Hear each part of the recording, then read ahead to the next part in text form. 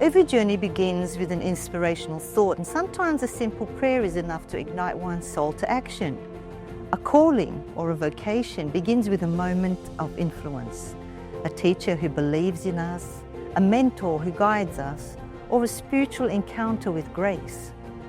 This 4-part series explores how God works through wounded hearts, generous mentors, and ordinary people who choose to say yes. Father John Iacono invites us to rediscover what it means to live with purpose. From the miraculous encounters with saints like Mother Teresa and Padre Pio to the mission of serving the poor and imprisoned. This is a conversation about faithfulness, mission, and the grace that transforms lives. Welcome to Called to Purpose. Welcome once again to our mini-series Called to Purpose. I'm Salwa Elias, your host, and I'm so happy to have with me today our most beloved Padre. We call him Padre out of affection, Father John Iacono. Welcome, Father John, and thanks for joining us in this new series. It's great to have you with us. I've got so many questions. I don't think we're going to cover them in this season with you, but we can always try. The first question that's on my mind, and I've heard you talk about the saints that you've met, Padre Pio especially, and I know a lot of our audience are so curious to know more about your encounter with Padre Pio, but I'm sure you've met many saints in your lifetime. Maybe you could, I don't know, share a few stories of the saints that you've met and what you've taken from them, how they've affected your life and your journey, your call to purpose. So where do you want to start?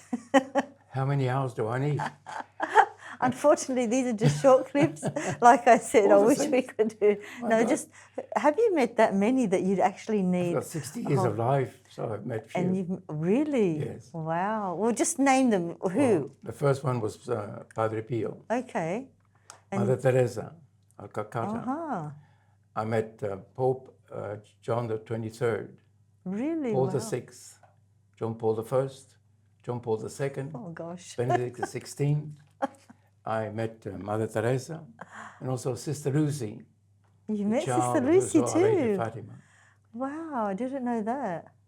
And other ones along the way. My mother was never be canonized a saint, But she's a probably in saint. heaven a saint. Because not all saints are canonized, Exactly. but And I those think in all- heaven are saints. And I think all the mothers should be in heaven. They should. But so should fathers. My mother was a living saint. I'm Look, sure. she made me. She Praise made me God. a priest also. Praise God. It was because of her prayers that I became a priest. Thanks be to God. She would pray 4 hours a day. One of her children would become priests or nuns. Wow. That is the life of a saint, isn't it? I guess mothers that pray for their children are living saints. My mother did not know a word of English, but she would communicate with everybody. Yeah. The language of love. Beautiful. Which saint do you want to talk about today? Or a few? You've got maybe 15 minutes to talk to us about any saint of your choice. Well, probably, I think, Padre Pio, Mother Teresa will be in the same level. I met Mother Teresa 3 times, in the Philippines and here in Australia. Padre Pio, I only met him once. So I think they will be on the same. Was she in Australia? Yes. Is that why they have a community in Wagga? They've got a community at Surrey Hills. That's right, I've been there. Yeah. They do. They have a community in Surrey Hills, that's right. I actually had a retreat there once I organised for grieving mothers. And they have a community in Wagga Wagga that I'm also aware of. Actually, the first time I met her in Melbourne, because she came to Australia to do a rally against abortion in Melbourne. And she had about 3,500 people there. When was this?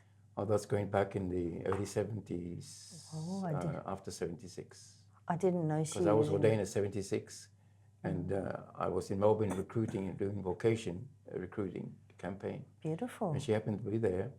And actually, I was asked to translate her talk she made at the speech there. I had to translate it in Italian. So I was asked to do a translation of her talk there in Melbourne. In Melbourne. And then twice in the Philippines. They have beautiful missions in the Philippines. So what was it like being with her? Like did you know that this woman was a saint, a living saint, or were you just treating this as another encounter with another I had soul? heard of her.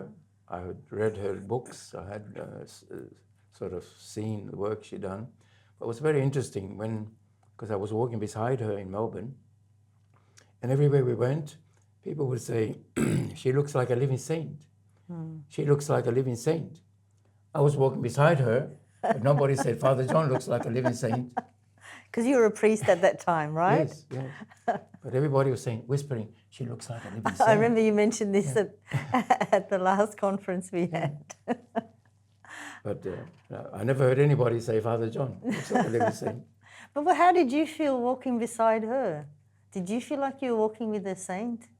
Oh, certainly, because knowing her works and her attitude and her motto was, it's not much what you do is important. It's how much love you put into what you do. And could you sense the love and the humility? She could see the face of Jesus in anybody.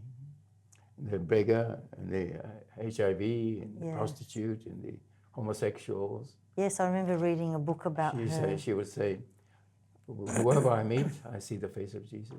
I remember one writer wrote, he asked her, how could she stand taking the maggots out of the wounds of these poor people in the Philippines? And she said, I'm taking them out of the wounds of Jesus. That's why I do what I do. So she was serving Jesus with every single soul that she encountered. And I guess that's what makes a saint, isn't it, Father? In that situation that you mentioned, this guy had been in the room for 3 weeks, not been attended to, not moving from the bed. So, you're aware of that? Yes. Urinating and passing your bowels and all the stuff. And she took took the initiative. She had tweezers. Yes. And she picked out from the man his wounds. The tweezers, the worms. Yes. And the man said to her, I lived like a wretch, I'm dying like a saint. Wow. And she did that to him. Yeah. That's what a charitable and generous heart can do for another soul. There was no distinction between old and young, rich or poor, Christian or Muslims. She was all. And that's how we should all be, isn't it, Father? I mean, as Christians, as Christian Catholics, that's how we should all be. We should be taking Christ with us everywhere we go, and we should see Christ in everyone we encounter as Christians. Her motto was, I just want to be a little pencil in God's hand. Oh, that's beautiful. I wish I was a pencil in God's hand. But I do like writing. I'm writing your biography. But yes, well, that's the making of a saint. Anyone else that you could give us a bit of enlightenment? I know our audience loves Padre Pio. We hear so much about Padre Pio. But is there anyone else? And the saints? Yes. One of the popes. You met the popes. I think probably John Paul. I'm sorry, John Paul. The second? No, John 23rd. Oh, the 23rd. Yes. Because I was in Rome during that time. Wasn't that in the 60s? The council began, I think, over. The Vatican. But I was there in 65. Right. And I remember when the eve of the council started, Vatican Council II. Yes. Pope John XXIII looked outside the window and he saw this beautiful moon. And he says, even the moon is in favor of us tonight. And he said to the people in the plaza, when you go home tonight, take a blessing to your children and tell them that this is coming from the Pope. That's beautiful. Is that written anywhere? Or? In the journal of Pope John XXIII. Okay. His journal. Beautiful. I didn't know that about him. Oh, you read it, his journal is just an oxygen of... Beautiful. So if anyone's listening and they're interested in Pope John XXIII, he has a journal. Journal, yeah. Yeah, look it up.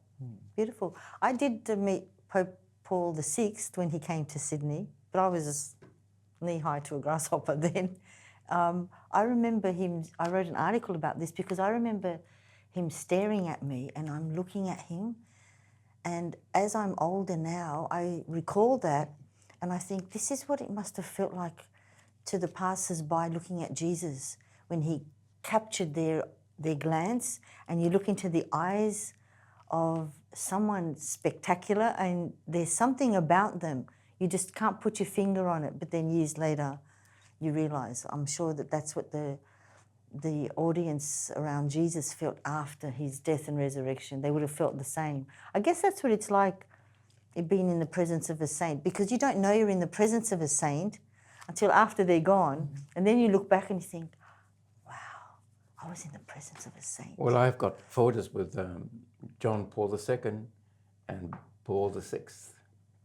Actually, it was 1996. I had a pilgrimage. We'll talk about that in another. And my cousin in Rome is a policeman, and he drives a policeman car. So he took me there to this event in Rome, because our last stop was in Rome after the pilgrimage. And so I got escorted by a policeman. So, and I was dressed in white, and my mother bought a little Jewish cap, you know? Yes. And I was wearing it in my work clothes. And the Swiss guards came in just before the Pope, and everybody started clapping. As I walked in, everybody started clapping, Vive Papa, Vive Papa, Vive Papa. They thought you were the Pope. I said, it's not me, it's coming after me. Did you feel like a Pope? I did, yes. For 2 minutes, I felt like at the Swiss guards, and everybody was clapping, Vive Papa, Vive Papa, because I was with a policeman. So I thought he was escorting me. That's an experience. I haven't heard that one before. I should add that to the biography. You didn't tell me about that one. Any other saint we can talk about? Who else was there? Well, I guess you have to talk about I Padre was Pio. at the Beatification of, what's his name? The guy in Germany that stood for another gentleman. Oh, Maximilian Kolbe. Kolbe. I attended his beatification right. in St. Peter's Basilica in 1975. And after that event, the kind of beatification, I just felt a great desire. I said, wow, sainthood is a big job. But Sure is. I would try to aspire, me imitating Maximilian Kolbe. Yes. Well, we're all called to be saints. But of course, meeting Sister Lucy and Mother Teresa and these people, you know, they live a stigma. Yes, they would. With Sister Lucy, I've heard comments from people who question, did she reveal the third secret of Fatima to the Pope? She did. That's what I believe. On the 23rd. That's what I thought. But the Pope at that time felt it was not proper. He felt that the world was not ready for it. Yes. So he put it in the archives, padlock, and he's the only one allowed to open and close it. Then supposedly, other popes came, and they read the secret, and they all had the same opinion. They put it in the archives. John Paul II kind of revealed some of the secrets, but not to the wish of Our Lady. Our Lady at Fatima said the secrets should be revealed together with all the bishops of the world at the same time. But what he did was only with the bishops, local bishops. Right. He didn't do it with the world. all the bishops at the same time. Okay. So supposedly, I don't know, probably I'm not quoting correctly, but I don't know whether it's been fully revealed what Our Lady had told Lucy. Okay. She wrote it down. She sent it to the Pope, what Our Lady wish was. So she did reveal it, but whether or not the Pope, But the she was popes not have allowed to revealed talk it. about it. Yes. Okay. Do you want to say a few words about Padre Pio? We'll leave that for another episode when we talk about your journey. Yeah, probably. We can leave that one? Okay. Well, that was a good conversation about encountering saints. I mean, every day, we don't even know if we're encountering a saint or not. But a wonderful priest who used to be my spiritual director, God rest his soul, Father Roderick Bray, I'm sure a lot of our listeners know him. Father Rod once said to me, we are all called to be saints.